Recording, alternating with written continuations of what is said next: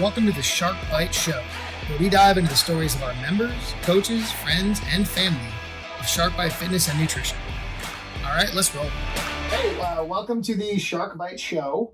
Audio's being a little funky again. We're going to pretend it's not.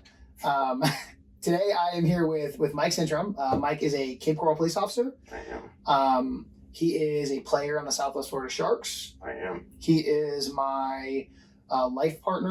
Competitions, Also CrossFit true. competitions, and one of my best friends. He's been a member here for a long time. Mm-hmm. So we're going to talk about a bunch of stuff. We got him a booster seat, so he's ready to go. I feel better. Yeah. All right. So Mike, let's dive in, dude. Who are you? Where are you from? What do you do for work? Tell me a little bit about you. Yeah, Mike Cintron. I've been doing CrossFit for 3 years now. Only here, back when it was CrossFit Cape Coral. Mm-hmm. And born and raised here. Never moved out of Lee County. Hopefully never will. I love it here. I'm a police officer for the city of Cape Coral. Just got in the K9 unit back in January. Yeah. Yeah. After 5 years of wanting it, finally got picked. So, yeah, training with my K9 and doing CrossFit's pretty much all I do.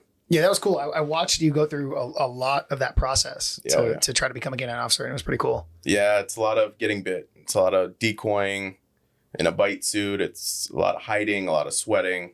But you learn a lot, It sucks. It really does. Mm-hmm. And for the first half of the 5 years, I didn't get paid for it. So it was on my own time, getting bit, getting bloody. And, but you learn a lot. You get in good with the guys. They trust you, you trust them. And hopefully one day you get selected. And I was lucky enough to get selected in January. Yeah, that's awesome. So to confirm, right? Like you've been a police officer for how many years now? It'll be 8 years in September. 8 years. Okay. And so then what is your actual position? What did you do before and what's your position now? I was in patrol. So the guys you see driving around and you think they're doing nothing, that was me. Most of the time they are doing nothing, especially here in Cape Coral. But yeah, that was me for the first 7 years. Just driving around, work both days and nights all throughout the city. Now that I'm on the K9, I'll still be on the road. I just won't be, I guess, answering calls. I'll be more of a support for the guys that need the K9. Mm-hmm. So I won't be handling disturbances or bar fights or stuff like that. I'll be going to, missing persons or drug searches or search warrants. Pretty much all the fun stuff we get to do now. So you get called out for like specialized calls? We do. I get called out for K9, or I will be getting called out for K9 when we finish school. And then I get called out for SWAT, which intertwined with K9. Hey, that's awesome. Yeah. So, being a first responder, right? Like how is fitness important to you? Why does that matter to you? Oh man, that's probably, other than mental health, physical fitness is probably the most important thing as a first responder. Not only for yourself, but for your backup, or when you're backup for your partners, you can't, you're wearing a vest and gear all day. It's heavy, you're sweating, you're constantly moving. Fitness is really important with that because let's say your partner's down an alleyway getting beat up, you're 200 yards away. You got to run your ass off to get there. And hopefully you're still, have enough gas to help him or her. And I think it's really something that a lot of first responders are getting away from. As crappy as it is, but you see a lot of heavier cops or whatever the case may be. And it's just not as important, I think, as it used to be, because there is no fitness test. There is no mandatory standard. You can just do whatever you want as long as you can pass the initial test. So, yeah, it's interesting how that is, right? That happened in the military a little bit as we got kind of out of active wartime. Mm-hmm. Like I know we still have people deployed, but we're in or at least we're beginning to be in what's called like a garrison army, right. Where like we're training to train, not training to fight. Right. And with that, all of the PT standards dropped quite a bit. And you started to see that, it'd be like, we'd be coming back from a deployment and you remember what type of fitness you had to be in to be okay there. Right. And then you're seeing guys who are just not doing that.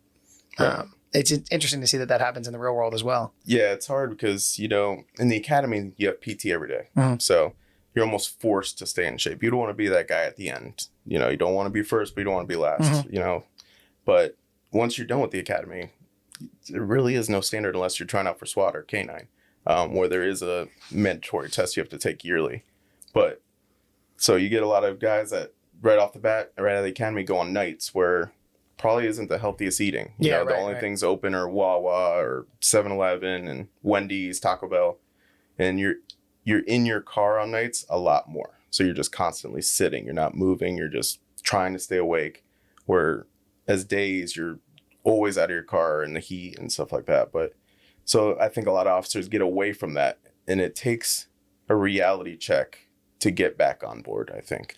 It takes a major event happening where you're like, holy crap, I could have died. Yeah, I feel like that probably requires just like a ton of discipline, right?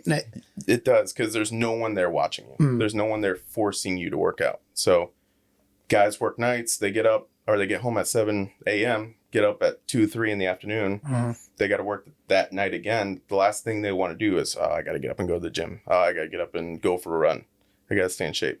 And then it goes back to the food where it's like, I don't really want to meal prep. I don't really want to do this. I just want to eat fast. I just want to, move on with my life. And it sucks, but it's a reality. So, well, you talked about those significant events, right? Like, did you have one of those? I did. I did.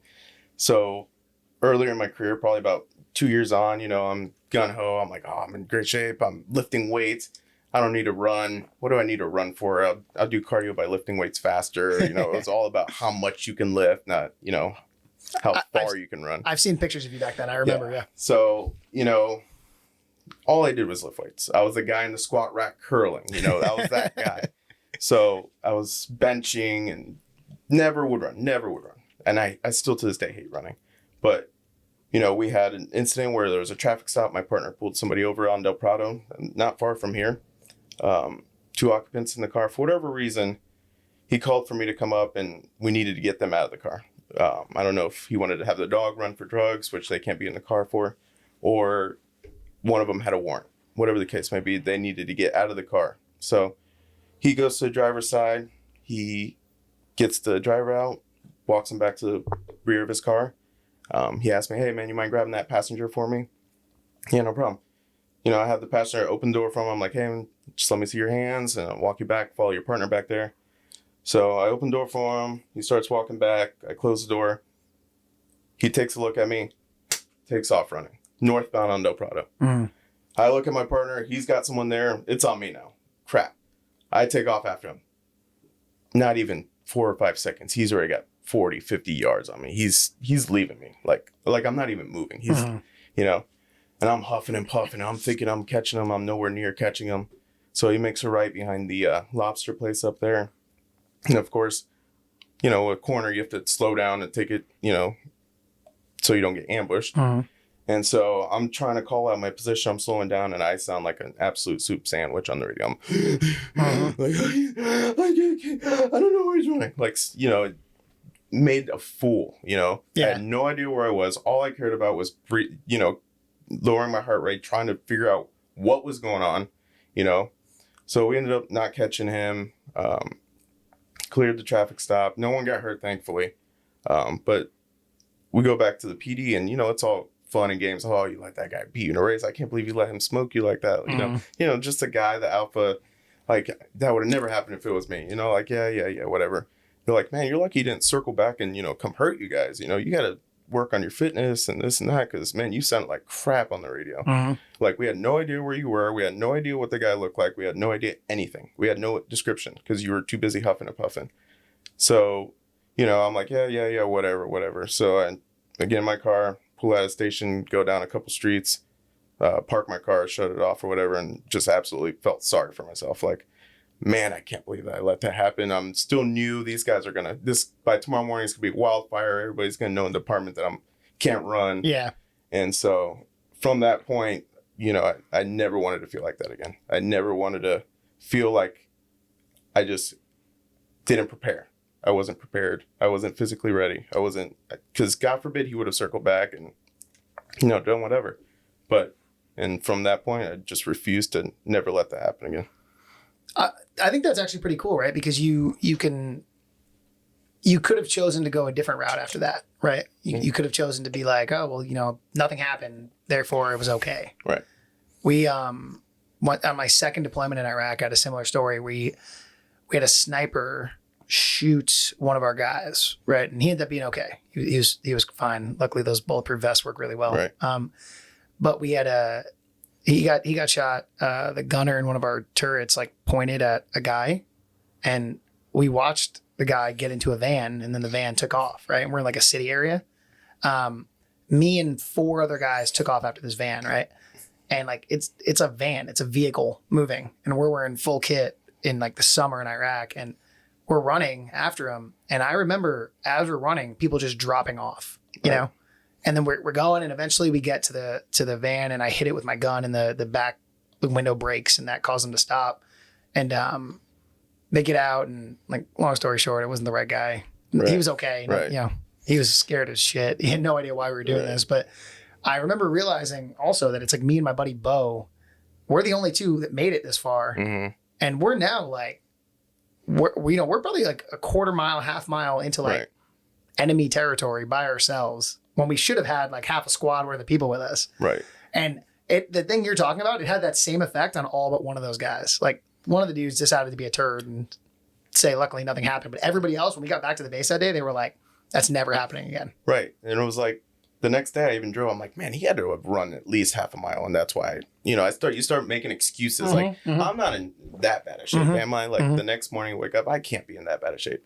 And I'm like, he had to have run half mile, I go back driving through the next day. It's literally from here to the 400 meter. Like it really wasn't anything that should have happened the way it did. You know? Yeah. And it's like one of those things where you either use that as a reality check or you use that as well, whatever. It's Cape Coral. That happens once every so often. I'm not in Fort Myers working downtown, But, it definitely made me lift less weights and run more, And then it got me to a point where, okay, I can do this now. And, maybe I might try out for SWAT because, this and that. And now with SWAT and K9, I don't have a choice. I have zero choice. I have to be in the best shape I can be because not only does my dog rely on it because he's tracking. I have to follow him. I go at his pace. I can't hold him back, Yeah, I've met him. Yeah. So I can't hold him back. So if he's running a mile on a track, I'm running a mile. Whoever's with me is running a mile on the track, And then SWAT, you just have to be in shape because those are the most in shape guys. And you don't want to be at the bottom of that pole because they'll never let you live it down. So, well, and I feel like it also has a really cool benefit in that it's a deterrent, right? Like, was it like Jackie Chan or somebody said something along the lines of like the best way to fight is to not fight, right?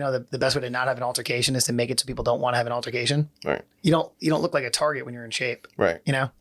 And I can't tell you how many times, you bring suspects out or something like that, and they say, if that guy arrests me, I would have ran from him. And they just look you up and down all the time, just checking out like, I might make it if I run from this guy. I might be able to fight this guy and win, You just don't want to be that guy. You don't want to be the one with, freaking cheese crumbs on your shirt while you're drinking your big gulp and trying to arrest someone, Yeah, I think it's cool because that's a good way to make you safe, to make everybody around you safe, make Sager, your dog, safe, make your partner safe.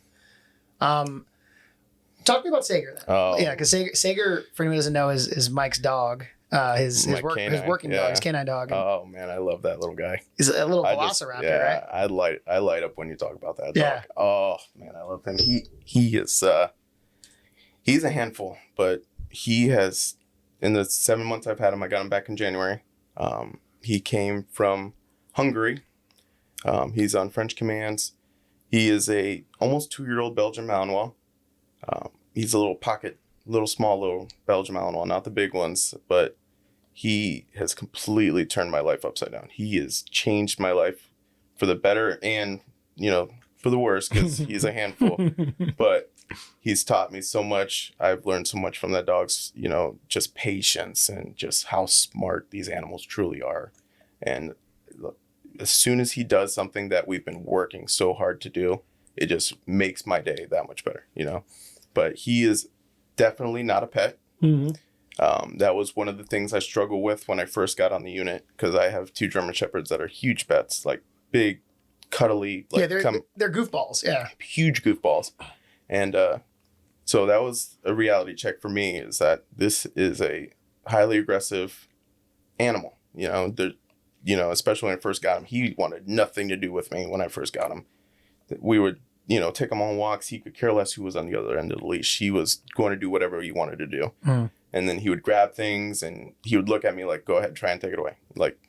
So when I first got him, my trainer would be like, all right, this is what we're going to do. Eventually we're going to do this. We're eventually going to be off leash doing this. I'm like, you want me to do that with this animal? Like, there's no way. This dog is crazy. And just step by step, you just build that bond and that trust. And it's just something that has completely changed my outlook on everything and taught me more patience with pretty much everything. Yeah, I remember you when you brought him in early versus when I've seen him recently. A very different dog, it seems like to me. Yeah, I want to say he's calmed down. He's more controlled. He's a different kind of controlled chaos. So I read something the other day that said, these dogs are great at doing everything, just not doing nothing. They suck at doing nothing, and that's him to a T. You put him on a job, you tell him to do obedience commands, he's up and down, he's ready, he's good to go. It's when you leave him alone and he has nothing to do, that's the issue that we've run into a lot. He's destroyed patrol cars, he's destroyed kennels, he destroyed my garage. He's very good when he's working, but he's, like I said, not a pet. And it's taken a lot of time and thousands of reps of just, doing the same thing over and over and over again. And just, he's only eaten food out of my hands since the day I've had him. So he knows, like, I'm your guy. But our bond is getting there. It's getting there really quick. And, someone else is holding the leash now and he's looking for me. He doesn't care about anything else. He's just looking for me. So it's exciting. We got about 2 or 3 more weeks of training and then we'll hit the road and then the fun starts. That's cool. I can't wait to hear about that. Yeah, it's going to be fun. We talked about this a little bit beforehand. You have a family history, right? That caused you to care about fitness and health. I do. You want to talk about that? Yeah, I come from a Puerto Rican family. So believe it or not, which diets consist of a lot of carbs, a lot of fats, probably to the point where it's unhealthy. Every day at my grandma's house, my grandma basically raised me from kindergarten to high school. Every day was rice and beans and some kind of fried food, pork chops, chicken, always had dessert, always had candy, always had, chips and stuff. And they were just stuffing that because, old Puerto Rican ladies, they think, oh, their grandchildren got to be plump and healthy, Yeah. So they think it's so cute when a little meatball's running around, no matter how unhealthy it is to, we'd eat French fries every day as a snack before dinner. And it was, got to a point where everyone that I grew up with, that I knew growing up, was obese, or struggled with high blood pressure, struggled with diabetes. My mom has diabetes. She sometimes takes insulin. My uncle, her brother's diabetic. All my elders, my grandparents, great-grandparents, all had diabetes, all were obese. My dad, and, he's obese. So growing up, that was the norm almost, And it was almost encouraged because as soon as you say you don't want to eat or something like that, they say, oh, why? You're looking skinny. Yeah, why, right? Yeah. Why? So it wasn't until about later in high school where I was like, this isn't cool, like, to be this way. It's not good to eat the things that I'm eating. It's not. So that's when I started lifting and stuff like that and started to get a little bit more shape. But I just refused to be a statistic for diabetes, for high blood pressure, for all these things that can be prevented by just changing your diet and by moving an hour a day, just getting off the couch, getting off whatever it is, your phone, your computer, whatever the case may be.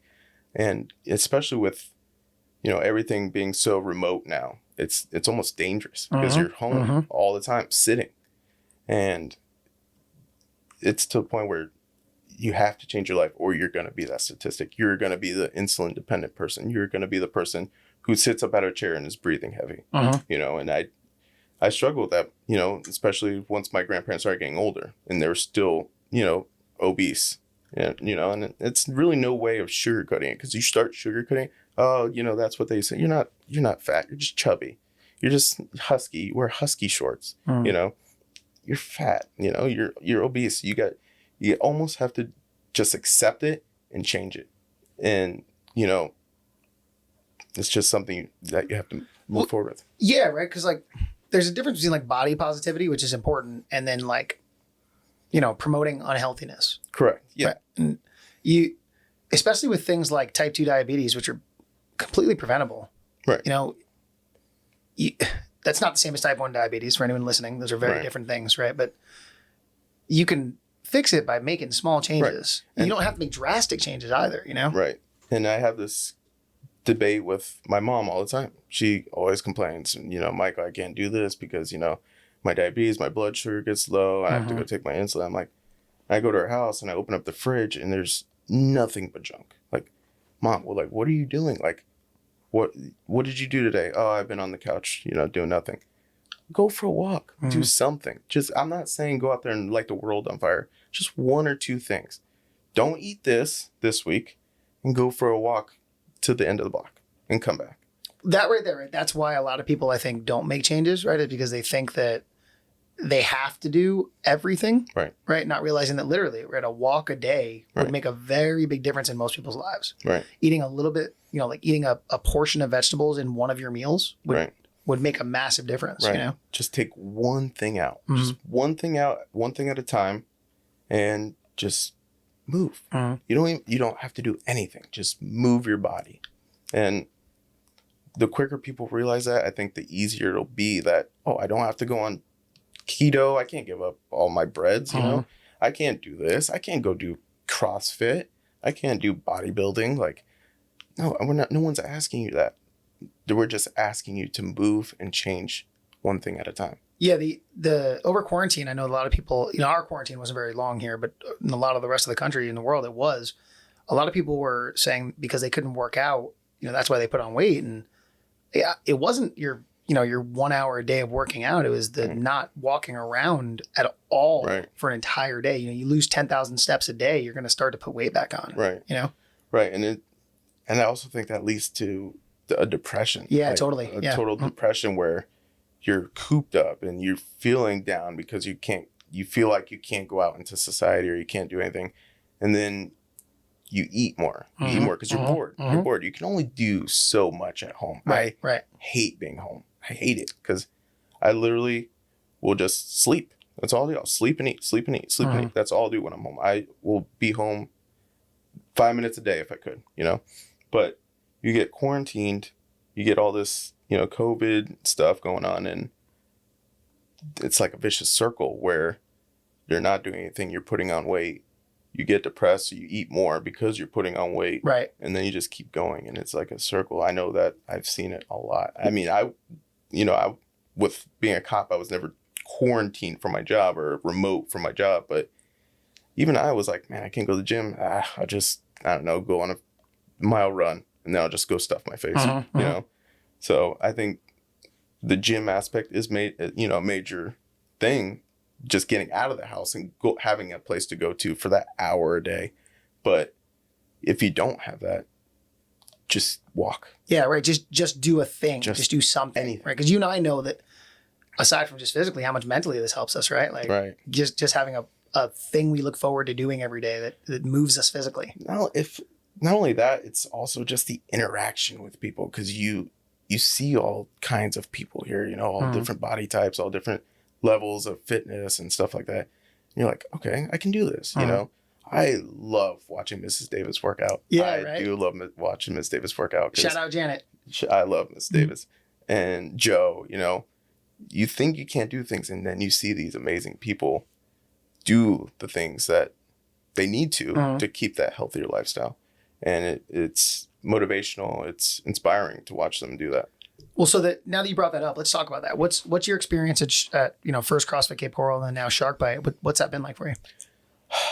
Man, I was thinking about that on the way here. Yeah. I don't remember life before CrossFit. I don't my whole life, I feel like started from the day I signed up here. Yeah. Because I don't know if you remember, but I signed up for CrossFit. I had just made the SWAT team. feeling like I can light the world on fire because I survived the hardest day of my life. Yeah. During SWAT tryouts, I went to SWAT school, and it was another reality check. These are the fittest guys, Yeah. And I'm huffing and puffing and thinking I'm in good shape, and this guy's laughing at me, like kind of like every other class. But so I go there, and I'm the type of person that, like, if you're better at something than me, I want to know what you're doing because I want to do what you're doing, Mm-hmm. So I'm always open to changing things that'll make me better. So I would go to them and I'd be like, hey man, like we just finished PT and like at the chow hall, and we just finished PT. Why? How are you in such good shape? Like guys and girls. Yeah. I'm like, how did you just run like that without, doing all those air squats? Your legs weren't hurting? Like every single one of them. Hey man, back home I do CrossFit. I'm a swimmer, but I got into CrossFit, this and that. And I'm like, okay, I got home that Friday, signed up here on Monday. So I remember that conversation. You were like, I made it and I passed, but I was like the worst one there. Right. And that was like your day one. I remember that. Well, I remember I came in and I'm like, for the free class or the intro class, I guess it was called. And I was like, hey man, I want to, try an intro class. And you were coaching. It was 9:30. And he's like, or you were like, yeah, I'll write a board for you and I'll let you do that workout. And after you're done, let me know how you feel and we'll go from there. I'm like, okay. So you write up the board. It was like 5 rounds. It was 200-meter run, 10 push-ups, 15 sit-ups, 20 air squats, right? And I was like, I looked at the board and I'm like, I think you missed the part where I told you I just passed SWAT school. Like, this isn't like I did this for the past 6 months. Like, this is what you want me to do? I want to do what those people are doing. They're like doing, clean and jerks and box jumps. I'm like, well, I want to do, that's what everyone at SWAT school is doing. I want to do that. Mm-hmm. And they're like, just do that. And then we'll go from there. And I remember I got on round 4 and I was like, this was a mistake. And I came back for round 5 and I'm on the ground. I was like, and you're like, hey man, how'd you like it? I'm like, when do I sign up? When do I sign up? This is exactly what I need. And I have never turned back ever since then. That's one of my favorite moments over the many years of running the gym is when a young in shape guy comes in, and they're like, oh, I got this. This is nothing. Yeah. CrossFit is the only thing I've experienced in my life that I still, to this day, 3 years in, I can't master just the idea of being so in shape. Like, yeah, there's always someone better. Right? Always. No matter what. Always. There's always someone better. Unless you're like Matt Frazier, God forbid. But there's always someone better at something. Like one workout, you might feel like, okay, burpees and pull-ups. Okay, I might win this workout. And then running in cleans and you come in last place. There's always something that you can get better at. And that's probably my favorite thing that I've learned here. No matter what, you're not going to be the best. Well, dude, so you're 3 years in, right? And you have that feeling still. I'm like 10 years in and I still have that feeling. Right. That's what's so cool about it, right? You can't win this game. There is no winning this game. There's always more progression that can happen. Right. Because you want to do, you win the rowing and wall ball workout. All right, let's do burpees, over bar, and thrusters. I'd love to not do that ever. Right. If we So could, it's like, we could not do that. Okay, well, I'm not going to win that. So then you try and get better at that. And then they're like, okay, let's do a ring muscle up and handstand walk workout.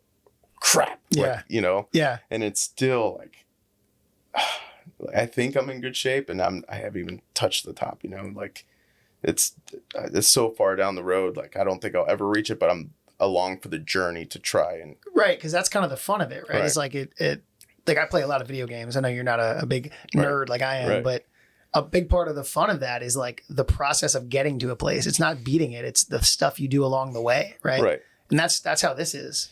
It's cool to hear you say that. Well, the thing is also is that like you work out with the people in your class, you build a good relationship with them. And I've built a pretty good relationship with all my friends here. All my best friends are from here. Going back to what this place has brought to me. It's brought all my best friends, other than cops, are from here. Me and you, we go on vacations with guys we met here. Yeah, we're not going to talk about those. Right. So don't ask. Don't even think about it. So, and people I need help with, my realtors from here, my pest guys from here, anything I need, like Charlie, if I have a question about a house, I go to Charlie, and my AC goes out, immediately call a guy here, So it just encompasses everything, like the community here. And it's like a one-stop shop. You can get literally everything here. You can get nutrition advice here. You can get everything here. And I think I've appreciated it more and more as the years go on. Just that relationship vibe.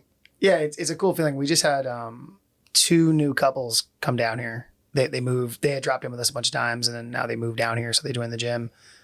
And one of the guys asked me for like 4 different things. He's like, "Hey, do you know anyone who knows this?" I was like, "Yep." "Do you know anybody?" Right. "Yep." This person. Here's his number. Call him. He's like, you just saved me like 100 hours worth of work. And I'm like, yeah, that's our gym, dude. No. Right. And it's not like that. It's just you get to go through grueling workouts with these people. So like you build that relationship to where you can trust them, you know, stuff like that. Cause I don't like a lot of people coming to my house. Like if I need my AC worked on, I don't like a stranger coming to my house. If I have something, a leak, whatever the case may be. So you build those relationships where you trust these people because they're, for one, great people. You've socialized and interacted with all these people and you trust them. And I mean, anyone who can go through Fran with me, you can come to my house, Yeah, that's a good point. That's cool. Yeah, I tell everybody that too when they move down here. Like, this is where all my friends came from also. Right. Like, they might not go to the gym anymore, but this is probably where I met them. Right. My girlfriend from here. Coach Rachel. Coach Rachel. Big shout, Coach Rachel. The kids, without this place, my life, I honestly don't know where my life would be right now without this place. I'm going to convince Shannon to come on this at some point, and I think that'll be a really interesting talk to have he and I be like, what was our life before this? Because I genuinely don't remember it at this point.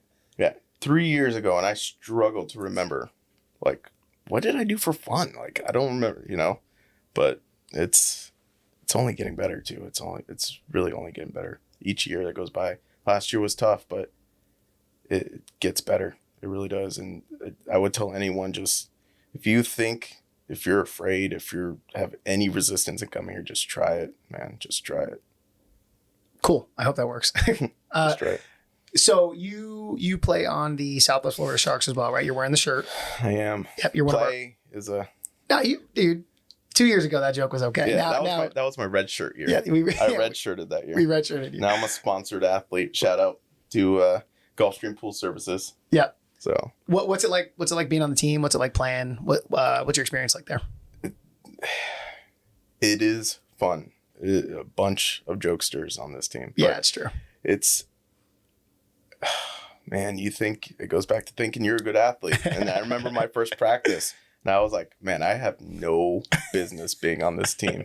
I'm pretty sure Nick just wanted me be on the team. He needed money or something. I don't know. But these guys are animals. Absolutely.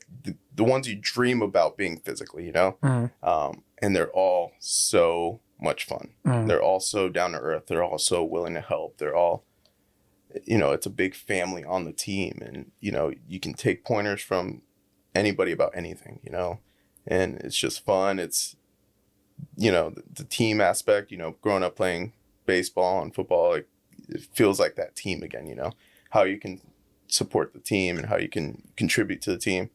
But it's a lot of fun. Playing a little bit more this year, and it's stressful right before you're about to get on the grid. But once you finish what you're supposed to do, and you're like, I can do this all day. Yeah. Right. So it's a lot of fun, man. I really, really enjoy being on the team.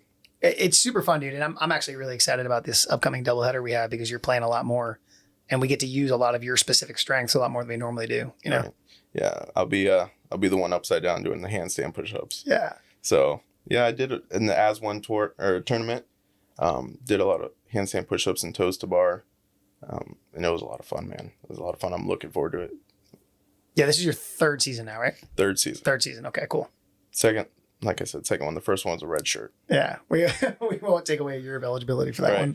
Right. So, but it's been fun. Each year, it's fun to watch the team, change and grow and just grid grow as well, because it's so hard to explain what exactly grid is. Yeah, because I post pictures and stuff like that, and people at work are like, are you on a CrossFit team? Kinda, but grid's growing. People are starting to ask me about matches and members are starting to be like, "Yeah, we're gonna be there this weekend. Kick ass." And so it's definitely growing, and it's good to see because it should. It's a lot of fun. Yeah, right. Because it's exciting. It's cool. We got guys and girls competing on the same team. We got people like you and me who are probably not very good athletes in comparison to some of these other players, but we're able to contribute on the team, which is really cool. And it's just the different levels too. Because I remember the first thing I ever did for this gym, the first competition I ever did was a grid 6 competition. Yeah. So that was a lot of fun. That was like wow, this is fun. And then the gym versus gym grid, which was an, absolute, great time. And it's just now the Sharks and seeing it grow. It's awesome, man. It's good to see. So you also compete in a lot of like local competitions, right? Local CrossFit competitions. Try to. Yeah. I think we had this running joke. What did your dad say after that competition we did one time? Yeah, I always have to try and tell my dad, I'm gonna try and be a winner. I need to be a winner. He's, it's a running joke, and won a couple Cape Classics, and now I can go, Dad, I won. I'm finally a winner, and he's proud of me. He can be proud of me because every other CrossFit competition I'm in last place. So, Dad, I just want to make you proud. But it's a good time. I want to talk about some of those competitions because we have some very fun stories at those. Here we go. So you and me and Mike Fosdick. Yep. Thunderdome. Yep. Shout out, baby Mike. Oh, I miss that guy. Mike, if you're listening, we miss you, dude. Miss you, baby Mike. We competed at Thunderdome, right? Up in Punta Gorda. Another one we had no business competing in. No business. I think I set you guys up. You tricked me. Yeah, I did. I definitely tricked you guys. I just really wanted to handstand walk in a competition. You've tricked me a lot of times into competitions. Yeah, that's fair. I think Shannon would say the same thing. That's fair. Yeah, for sure. So we had a workout with lunges, right? Lunges. And anyone listening who doesn't know me and Mike, I don't know how that would be possible, but I'm 6'2". How tall are you, Mike? 5'4". There we go. Some may say shorter, but my driver's license says 5'4", so that's what I'm going with. So us doing synchronized lunges with weight didn't work out so well. You're screaming at me to slow down. Yeah. Because my legs didn't have to travel as far, and you were struggling. Well, because it doesn't help that you're literally like twice as strong as I am, and your legs are much shorter. So the combination of those two things, right. You were just flying. You were yelling. You were screaming at me. If I could have hit you, I would have. Yeah. If I could have reached, I would have struck you with whatever body part would have reached. That competition, that was also the yoke one where you did all the ring muscle ups and Fosdick was hurt. And I stood under the yoke because I knew you were coming from the ring muscle ups to come to the yoke because it was adjusted to your guys' height. And I'm just standing under like showing the crowd, I can't do this. So it's not on me that he's going to come straight here and do this. And you didn't. You had to do it. Everyone was cheering you on. No, it was so funny because we didn't do so good the first day. And we knew we weren't going to do very good the first day. We were aware of that. Yeah. Second day, we were like, all right, this is the stuff we're a little bit better at. And there was this workout with, I don't know, 1 million ring muscle ups and like 10 miles of the yoke or something. Yeah. Not really that far, but pretty very close. Far. And it was like 400 pounds or something, right? Oh, it was heavy. Yeah. So for yokes, you put them on your shoulders and you walk. And I already said that our height's a little different. And Fosdick, who's also similar to your height. Yeah. So baby Mike and I are about the same height, and we decided, okay, we'll leave you out of that, and it'll be just me and baby Mike doing all the yoke. And I was trying to do the ring muscle ups. Yeah. Then you and I were going to do the ring muscle ups, and you were still very new. I was. I had probably just gotten a ring muscle up. My first one. Okay, I'll do the competition now. So about 5 minutes before we go out there, baby Mike hurts his back. Yeah. And he's got like a long-term back injury. In the warm-up area. Yep. He's just like, nope, can't do it. Can't lift anything up. Like he can't bend over. He can't turn his head. And we're like, all right, we'll make this work. This sucks. So we had to either lower the yoke. Which would have been like a squat for you. Yeah, it would have been a full squat for me at like 400 pounds, which is, spoiler alert, not something I can do. Right. Or I do all the yoke and you do all the muscle ups. And that didn't work out. Yeah, well, the rings... That was not my fault. So those who have never experienced ring muscle ups, don't go in from the side because so if you go and you try and grab the furthest ring, you start swinging like a monkey, and I could not stop swinging. and you were screaming at me to get down and try again. And I couldn't jump up and reach and grab them. So I had to jump on the rig and try and swing. And then I tried doing a couple while I was swinging, and it was an experience. It was fantastic because, to your credit, at the time, you could probably do like 6 or 7 in a row if you had to. But you swung side to side for about 2 minutes. Yeah, I couldn't stop swinging. I couldn't figure out how to stop swinging. You look like a chimp, like going back and forth between branches. And I'd like let one go and hold on to one, hoping that one stopped, and then I'd try and grab it again, and it was painful to watch. It was really bad to watch and embarrassing. That was so great. But the good thing is while I was doing that, everybody else was still working out. Yeah. So when you got in the rings, everybody else was done and cheering us on. And so at least no one saw me doing that and laughed, but they got a kick out of you doing ring muscle ups going straight into the yoke with me standing underneath it like, I can't do this. I can't do this. Yeah, I remember finishing up the last set of ring muscle ups and I didn't understand the time cap. I thought we were done. I didn't realize we had another 3 minutes or something like that. So I time it perfectly to finish the last ring muscle up at what I thought was the end time. Cap, yeah. I finish it and I'm sitting there like kneeling down and they're like, go back. And I look up and I realize the clock is still going and I'm like, I'm standing under the yoke pointing up like. Yeah, you're like, come on, man. Yeah. But you're all, like I said, you're also hanging out under it. So everyone is aware that you can't do it. Right. This guy, I was pointing to Foz like, yeah, that guy's a jerk, not me, that guy. So we get back and I hear someone go like, yeah, you got this. And then I pick up the yoke and I hear, what the fuck? It's because the entire men's RX division is like done. Cheering us on. It's done. We really had no business being in RX. That's just happened so many times. I remember we thought the slingshot would work on the run. You remember that? Yes. Say it. So one of the events you had to, all three of you hold a, what are they called? It was like a mobility band. Yeah, mobility band. And so we're running, it was what, a half mile maybe altogether? It was something like that. It wasn't super long. It wasn't super short either. But yeah, I think it was like a quarter mile out, quarter mile back. And you know, I'm running. And you're like, get in the band and take off with you and Fosdick both holding the back, thinking that would like I was a husky pulling you guys through the snow or something. And I started running and I wasn't moving. I was not moving. And you guys were like, go. I'm like, I'm trying. You guys are pulling me. And then we, about 100 meters, we're like, yeah, that's probably not going to work. So,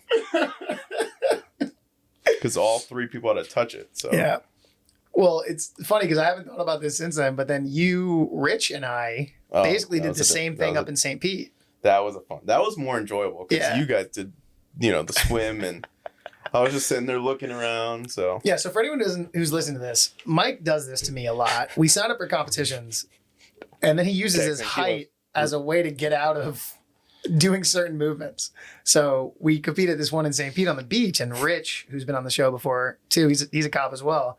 He and I are both over 6 feet, and there was a swim run workout, and Mike just goes like, "I'm too short. I can't go out there." It doesn't make sense for me to swim. You guys are the swimmers. So Mike, who's the only one of us who really has any cardio, is just chilling on the beach as Rich and I are going out into like 5 foot deep water. And that was a pretty far run. It was a pretty far run. I remember thinking like, man, this is a little further than I thought, and it's getting a little bit more gassy than I thought. Yeah, for sure. And I'm the one with the rest. And Rich and I, we're like using like army combat water training. We're like throwing people out of the way and we're grabbing onto them and pulling ourselves forward. And then you say you were coming back on the beach looking for me.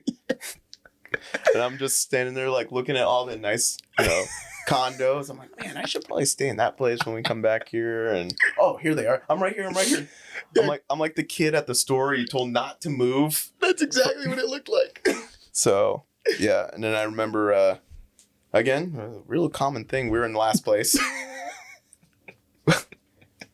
And we're running back, and same thing. We had a rope we had to hold. And we had all three hold onto that rope. Yeah, all three of us had to hold on the rope, and we're like really far back at this point. Yeah, like everyone's finished, and we still have probably another 400 meters. Yeah, like we're so far back that I didn't realize we were that far back. Right. Like the rest of the heat was done Right. and we couldn't see people anymore. Right. And clearly we're not going to overtake anyone, you know? And I remember we're like, all right, well, we lost this one. Let's chalk this one up. And we'd start letting go of the rope. One of us is holding the rope. And people are screaming at us. They're not holding the rope. Like, there's no one behind us. Like, but that's... Yeah, I was the one who let go of the rope. Oops. I was the one who let go of the rope. And I'm like flexing as we come through, like, bragging as we're so far people behind. Are freaking out. People were losing their shit. Right. One of the judges came up to me and they're like, we gotta disqualify you. We gotta put you in last place. Okay. I'm like, dude, whatever score you give me is gonna be better than what we actually got. Right. Like, yeah. And then the what was another one you tricked me into? Walk for Warriors. oh my gosh. The one at The one over at Height Height. CrossFit, yeah, right? They did that great charity competition. Yeah. And that was that every workout was a hero WOD. Yeah. So we had 4 hero WODs in a day. Yeah. You tricked me into that one. Yeah. That sucked. I mean, it was a well-run competition. It was. It was a great competition. It was hard. And I remember you texted me the week before, hey man, you want to do this with me? Sure. Didn't know any of the workouts. You know, he's my buddy. I'll go have fun with him. I regret doing that. That took a little bit out of me. That was another one where our height discrepancy made things really challenging. Because remember we had the assault bike workout? Yep. And then we have you and I, who obviously don't sit the same on an assault bike. Right. I had to get on it every time, and my knees were like hitting me in the face every pedal. Yeah. Yeah, we've had our... And then remember I tried to convince you to do all the burpees at the end, and you just told me no? Yeah, you're like, 30 seconds, finish them out. I'm like, yeah, okay. Okay, I'll do one more, and then your turn. I did that patented move where I'm like, I did a burst, and I'm like, you got the end, man. And I turned around, and then all of a sudden you didn't have it anymore, and I was like, shit. Yeah, but it was fun. It was just extremely difficult competition. But I feel like that's how they usually go for us. Right. We got one kegs and kilos. Oh, man. Man, the good thing about that is everyone looks like they're dying at kegs and kilos, so we don't stick out as much. It's going to be tough. It's going to be so hard. So we've done a ton of events since you've been a member here, right? Like gym events. Mm-hmm. What are some of your more favored, more enjoyable experiences you've had? I love reindeer games. Yeah. I love reindeer games because, for one, the entry fee is a toy. Mm-hmm. So like your entry fee is going to a good cause. It's not going to your pockets. You know, right. It's not going to God knows where. We donate like $10,000 worth of toys every year. It's pretty awesome. So this room is packed with toys, you know. So, you know, it goes to a good charity. It's awesome to see when they come pick it up and seeing the pictures posted. But it's also fun because it's co-ed. Mm-hmm. It's guy-girl. So you get to struggle with your significant other, you know, whoever the case may be, whichever partner you choose.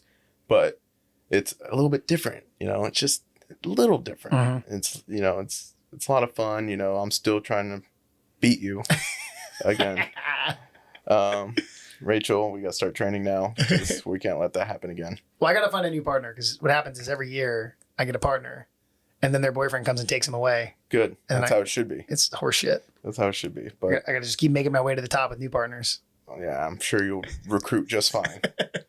But yeah, I love reindeer games. It's a lot of fun. It's well run. Like everyone loves it. You don't see anyone that doesn't have a smile on their face. You know, everyone. And most of the time, after reindeer games is our Christmas party. Yeah. So you just suffer a little bit in the morning, have fun. By the time you're finished with your last workout, just start drinking. Yeah, you're ready to have a great time at the Christmas party. The Christmas party is always a good time. Yeah, that's one of the ones we definitely can't talk about on the podcast. But man, if you're a Shark Bite member and this is going to be your first Christmas party, you're going to have a great time. Yeah, you'll definitely be coming back again. But yeah, and then I think the open, the open, the teams, it's a lot of fun. Every year, I always say I'm not doing it again because the workouts are so miserable, and you always like invest so much to try and beat the other team, and I'm like, it's so stressful.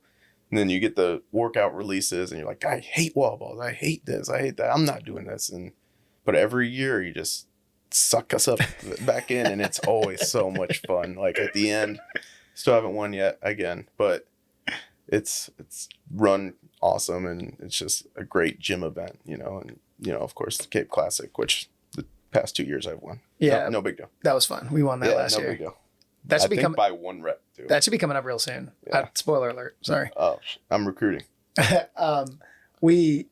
My favorite, not my favorite, one of my favorite moments of any of the opens we've ever done was. Here we go. Yeah, you and I are on the same team. We needed 3 podium spots to win, and there was a thruster and chest to bar pull-up workout. And I remember thinking, I'm way too tall. This is not my workout. Mike's got me. We're good. I did not have you. Nope. We're going in the same heat. I'm realizing I'm kind of dying. I'm like, all right, I can probably let off a little bit. Mike's got this. Turn around. What are you doing, Mike? I'm puking in the trash can.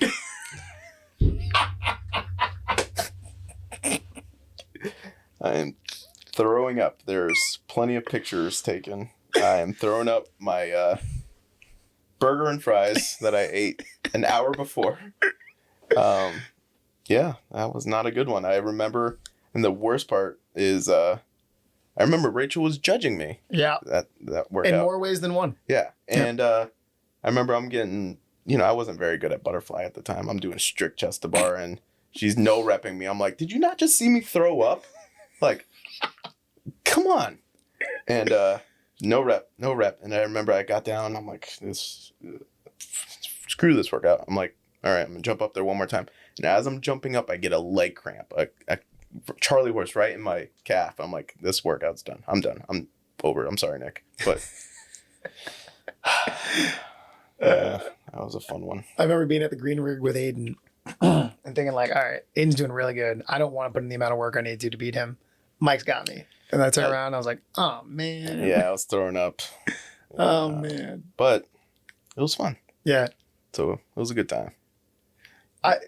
So anyone listening to this who doesn't know, again, Mike and I are like best friends. So this is friendly shit talking. But like, I think you might have like the most lovable personality of anyone at this gym. Really? Seriously. I've never been told that. I'm dead serious, man. I think if we were to, I'm never going to do this because I'm sure a bunch of people would be unhappy. But if we did like a most favorite person at the gym, I have a hard time believing you're not right at the top of that list. Oh, man. Well, I tried, but I just like having a good time. I don't take things seriously, Life's too short to take things seriously or get offended, and that's what the issue is now these days. And just everybody gets so triggered. So one way around that is joke, joke. I'm going to joke with you. You can make fun of me. I'm probably the most made fun of person at this gym as well. That's for sure. Both social media wise, in person, to my face, by everyone.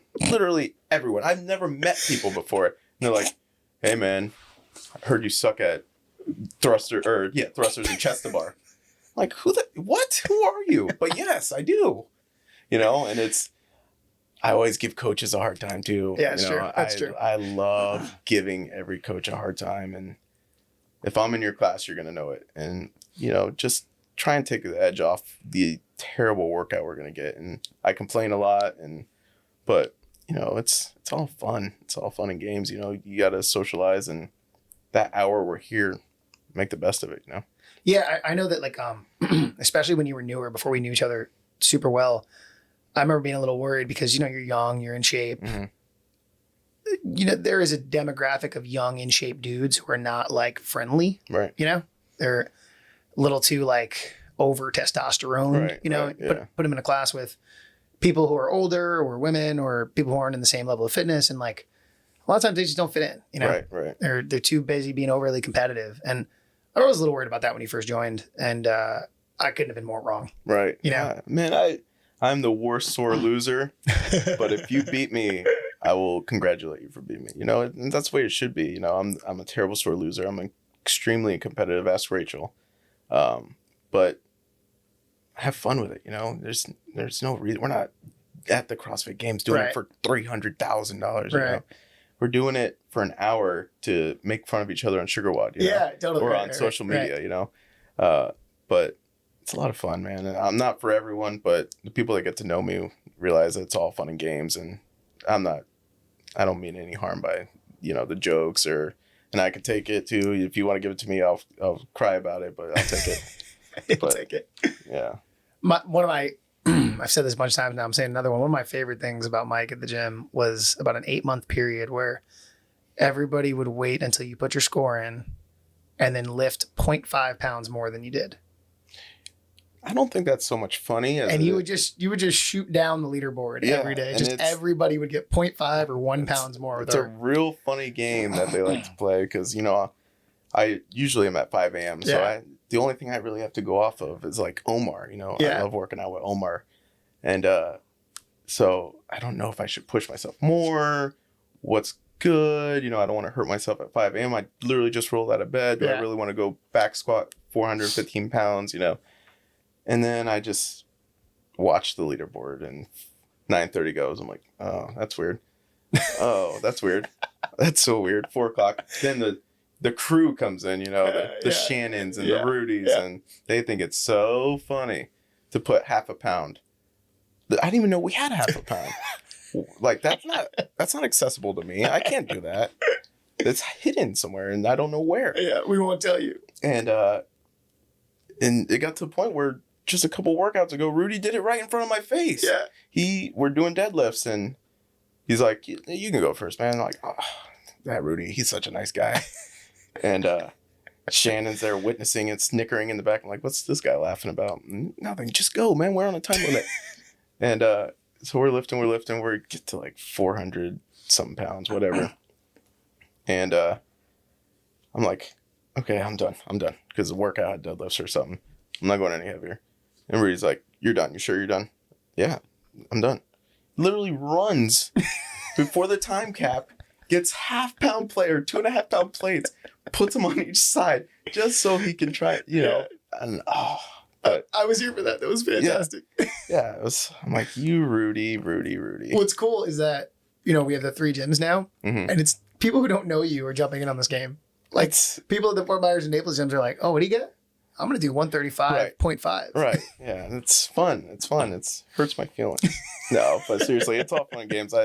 I love watching people do better than me. Like, yeah, same. Like as you know, as much as I am a competitor, I love competition. I love, you know, growing up, I love beating my sister and everything and making sure she knew I was better at that than her, you know.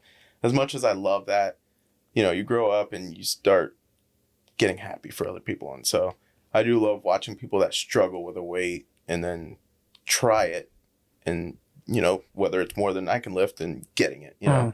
And so it's just part of the community and it's all fun and games. And well, I think there's an expiration date on only being happy if you do well, you know, like, because at some point you'll stop doing well. Right. Because you know, there is an amount you can't lift more. There's an amount faster you can't go. Right. But when you're happy for other people's success, that's like unlimited, you know, because it'll always come. You'll always find more people you can be happy for if that actually makes you happy. Right. And I love watching people that are fantastic at things do the things they're fantastic at. Yeah. I always tell Rachel, real recognizes real. So like, I love watching Rudy do deadlifts or, you know, I loved watching Tyler work out. I loved watching, you know, people that are good masters at things, learning from them, you know. You know, I love watching you barbell cycle. I love learning from that, you know. I love watching Val work out, as frustrating as it is. But she's just an animal. Yeah. And, you know, it's just, I came in to do a workout with her one time and I'm going to smoke this chick. Like, what do you mean? And she destroyed me. And ever since then, I love watching, you know, her compete, watching her work out.